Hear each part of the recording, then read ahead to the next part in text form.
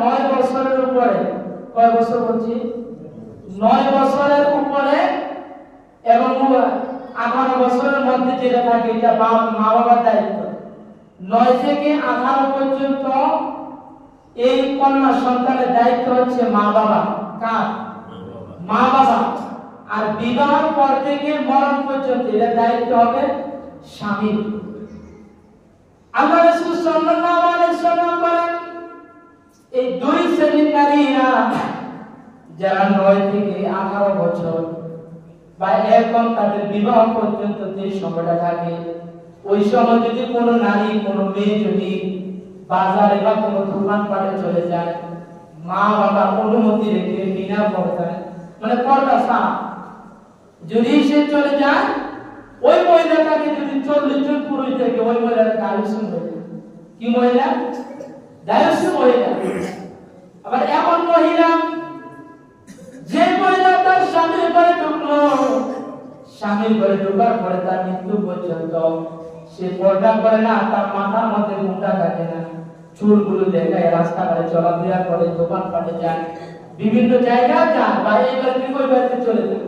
ওই মহিলা, যে মহিলার চুল, বিবাহিত নারী যদি স্বামীর ঘরে 40 জন পুরুষ দেখে, ওই মহিলাকে বলা দায়ুসী মহিলা। এবং ওই মহিলা যতক্ষণ পর্যন্ত না তওবা করে, তওবার আগে মারা গেলে বিনা হিসাবে জন্য জাহান্নাম। বিনা হিসাবে কি? জাহান্নাম। এজন্য আমাদের মধ্যে দুই শ্রেণীর নারী আছে। হয়তো অনেকের মেয়ে আছে, অনেকের নাতি আছে, অনেকের স্ত্রী আছে। এই জন্য যখন আমাদের মাহফিল, বার্ষিক মাহফিল দিন পরে, আর মাত্র 2 দিন, শনিবার রবিবার, সোমবারে মাহফিল। এখন সোমবারে মাহফিলে কি কয়েকটা দোকান পাঠাবে না? হবে, হয়তো কিছু আসবে।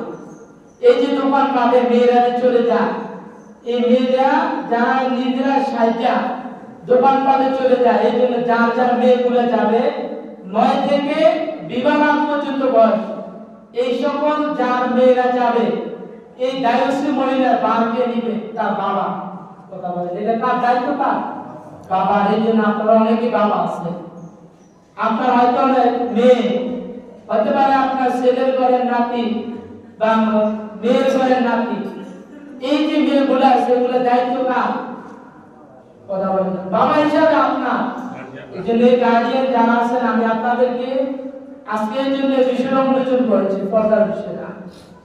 যাদের 9 থেকে 18 মধ্যে মেয়েরা আছে, প্রত্যেক মা বাবা তাদেরকে ঘরে রেখে দিবে, কোনো মেয়ে যেন মাহফিলের কোনো রাস্তায় না উঠতে পারে। এই দায়িত্ব কে নেবে? তার